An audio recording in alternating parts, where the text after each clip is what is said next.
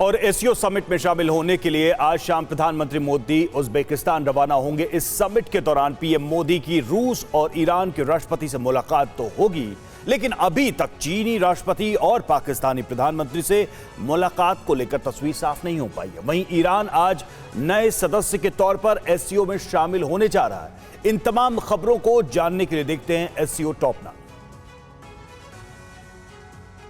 SCO summit में चीनी राष्ट्रपति के साथ पीएम मोदी की द्विपक्षीय मुलाकात पर अटकलों का बाजार गर्म है। अगर दोनों नेता मिलते हैं तो गलवान विवाद के बाद दोनों के बीच ये पहली मुलाकात होगी। 3 साल के बाद एससीओ के मंच पर मोदी जिनपिंग आमने सामने होंगे।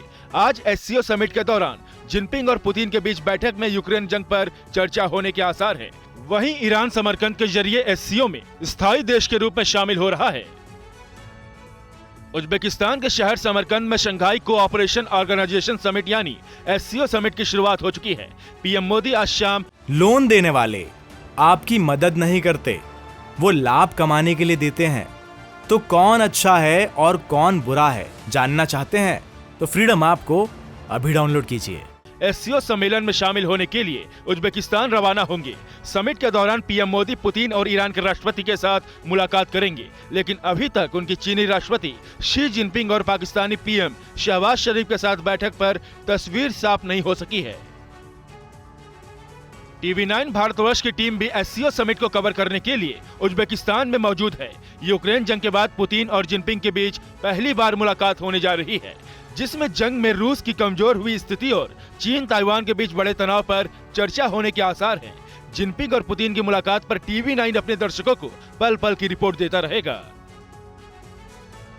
यूक्रेन जंग के चलते यूरोप और रूस के बीच तनाव बढ़ता जा रहा है। इन हालात में भारत की भूमिका पर सभी देशों की नजर है। जंग के चलते पूरी दुनिया में अनाज संकट और ऊर्जा संकट भी गहराता जा रहा है। एससीओ प्लेटफॉर्म पर भारत इस तनाव को कम करने के लिए इन देशों से चर्चा कर सकता है। यूक्रेन पर हमले के बाद से ही रूस को अलग थलग करने के लिए कई प्रतिबंध लगाए गए हैं, जिससे रूस भड़का हुआ है। कोरोना महामारी की वजह से 2 साल तक दुनिया के बड़े नेता आपस में मुलाकात नहीं कर सके हैं। एससीओ समिट में ईरान के राष्ट्रपति इब्राहिम रईसी भी शामिल हो रहे हैं। समिट के दौरान पीएम मोदी और ईरानी राष्ट्रपति रईसी की द्विपक्षीय मुलाकात होना तय माना जा रहा है। अब सितंबर 2023 तक भारत एससीओ समूह की अध्यक्षता करेगा। आज ईरान एससीओ में शामिल होने के लिए मेमोरेंडम पर साइन करेगा। कोरोना महामारी की वजह से चीनी राष्ट्रपति शी जिनपिंग ने पिछले 2 सालों से कोई विदेश यात्रा नहीं की। 2 साल बाद जिनपिंग चीन से बाहर की यात्रा कर रहे हैं। चीनी राष्ट्रपति कजाकिस्तान और इसके बाद उज्बेकिस्तान से एससीओ के शिखर सम्मेलन में हिस्सा लेंगे। एससीओ समिट के दौरान पीएम मोदी कई देशों से द्विपक्षीय मुलाकात करेंगे, लेकिन जिनपिंग से मुलाकात पर अभी तक सस्पेंस बना हुआ है। एससीओ का शंघाई सहयोग संगठन कहा जाता है। ये दुनिया का सबसे बड़ा क्षेत्रीय संगठन है। इसकी स्थापना 15 जून 2001 को चीन के शंघाई में हुई थी। भारत 2005 में एससीओ में पर्यवेक्षक बना और 2017 में पाकिस्तान के साथ सदस्यता प्राप्त की। पीएम मोदी और उज्बेकिस्तान के राष्ट्रपति यूक्रेन जंग पर रूसी राष्ट्रपति पुतिन के साथ मिलकर चर्चा कर सकते हैं। इसके साथ ही मध्य एशियाई देशों के बीच ट्रेड को लेकर अहम चर्चा संभव है। पाकिस्तान भारत के साथ बातचीत के लिए तरस रहा है। तस्वीर 2019 में किर्गिस्तान के एससीओ समिट की है। तब पाकिस्तान विदेश मंत्री शाह महमूद कुरैशी अचानक तत्कालीन भारतीय विदेश मंत्री सुषमा स्वराज के बगल में आकर बैठ गए थे, ताकि किसी तरह से भारत से बातचीत शुरू हो सके। माना जा रहा है कि इस बार भी एससीओ समिट के दौरान शहबाज शरीफ भी भारत से बातचीत करने के लिए ऐसा ही कोई हथकंडा अपना सकते हैं।